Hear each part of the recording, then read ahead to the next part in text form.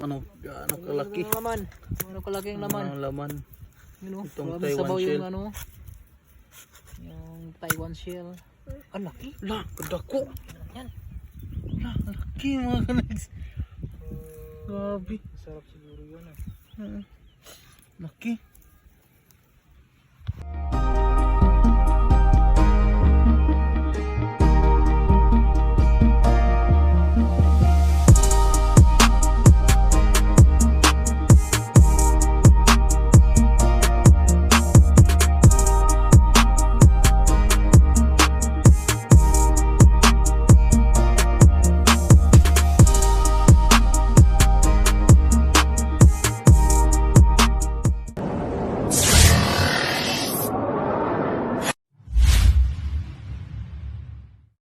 What's up mga kanay? So sa ngayon nandito kami sa Ayunggon Public Market at mamimili kami ng isda para dalhin namin sa Banban Ayunggon para pangulam namin mamaya. O tara, let's go. Kapili na ka o pa?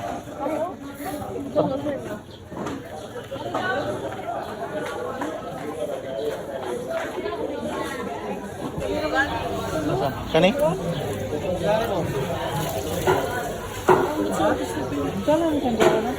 Naam deh.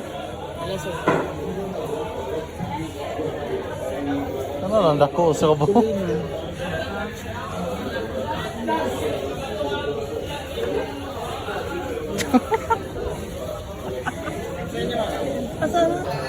Pagkalaking isda nito mga kanisa. 384? Pa, dili ra mo siguro napalit yun.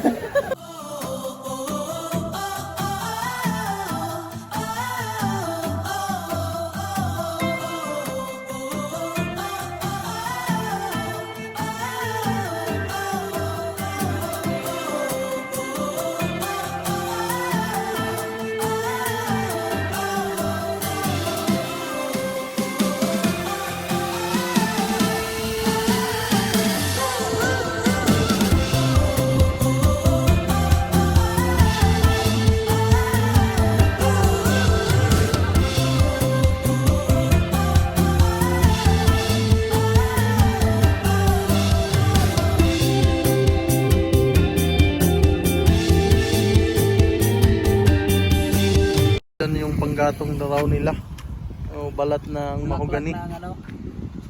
Bulaklak ng mahogani. Ayan yung mga kasamahan namin. Ulit tayo, ayan. Hello kasama, hi! So hello sa mga taga-Ayunggon dyan na mga followers natin. Tara.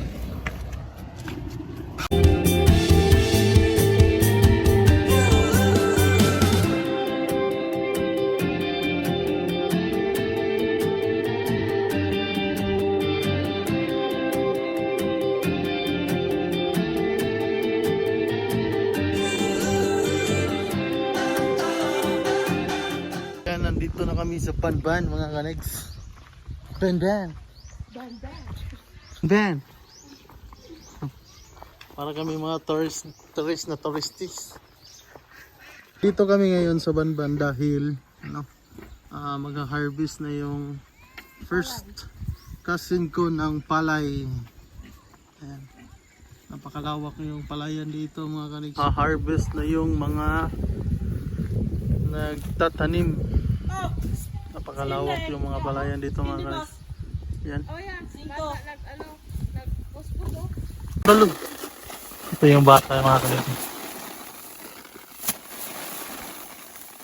Sobrang sipag nitong batang ito mga guys.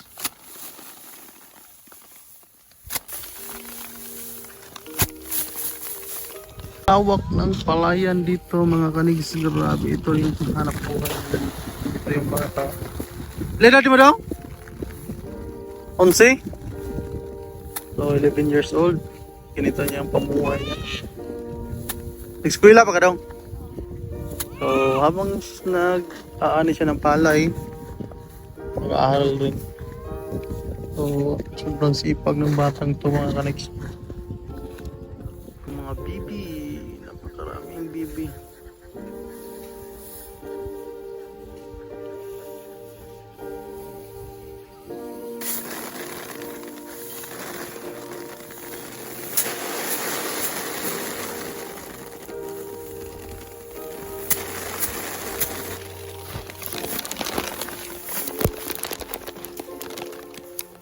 So ganito karami yung ihampas niya mga kanigs. Dito sa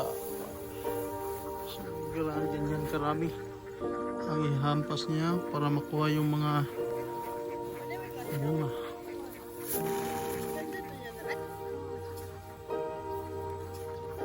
Yan, pinatry na ni Justin. Yan, napakalakas mo pala doon mga maghampas ah.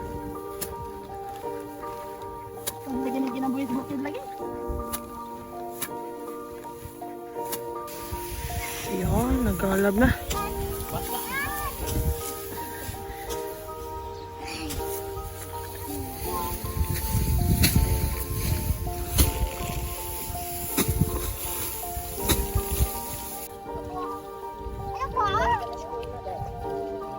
May klase. Kunis mo kayo ni Bang. Ano tayo paan? Ulit ko siya. Mga paan na yun Kunis, lunit amo mo ah. May kulit amo. Titiran mo ko may klase. Diba may klase? Tuwa ka. Dali ang pag-alab nito. Mahapon tuwa ka mo. Yan mga kanigs, so grabe no. Napakaraming bata dito. Yan yung mga bata ang harvest. At siya yung ina. Yan, may hambas. Ito pa doon.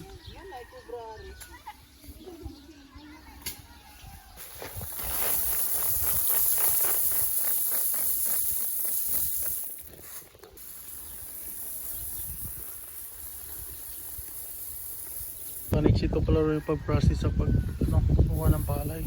Ayan.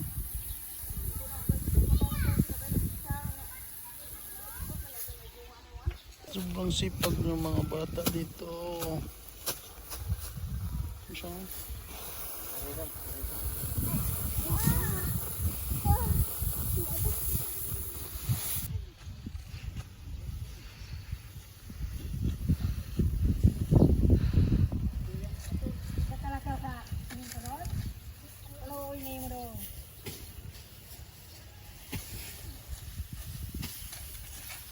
Mga kanigs, ito pala yung Banban Lake, yung dam nila dito, napakalaki.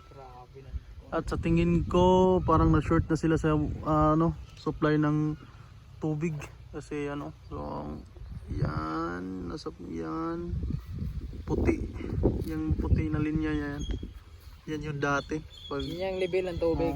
level Ngayon, ng tubig. bumaba ng mga 1 meters ang baba nila ng tubig. 1 meter. Sobra talaga kainit siguro ng panahon.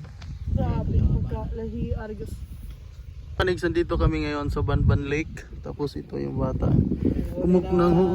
Kumukuha ng anong tawag? Ano sa'yo tawag ganito? Ano yan daw? Taiwan shell? Taiwan silang lalaki oh. Grabe. Ko. Siguro yung isa. Ito yung mga kanigs oh. 100 Sobrang laki. gram. Isa gram lang. Taiwan shell daw. Mga 500 gram. Yan. Taiwan shell. Ang dami. Parang marang 1/4 ah. Kita naman nila daw. Kanang gikuhan ba? Kanang Ano kalaki. laman. Ano kalaki ang laman. Ang laman. Itong Grabe Taiwan sabaw shell. yung yung Taiwan shell. Ang laki. La, kadako. Yan. La, laki mga kanigs. Grabe. Sarap siguro yun Laki. Mga kanigs, no, dito pala sa Banban Lake. Dito mo makikita yung island, Taiwan shell, yung malalaki. Oh, grabe nito mga kanigs. Marami pala pong isda dito. Sabi ng bata. Dati mayroong magka-camping doon. So ngayon pag wala na kasi natamaan ng bagyo, yung bagyong Odette. Ayan, at nasira yung floating cottage nila, wala na, sira. So dito mga kanigs, grabe, napakaganda dito. Ito pala yung supply nila sa kanilang mga palayan. Dito sila kumukuha ng tubig pang tubig sa kanilang palayan. Sobrang laki nitong lake dito mga kanigs, yan.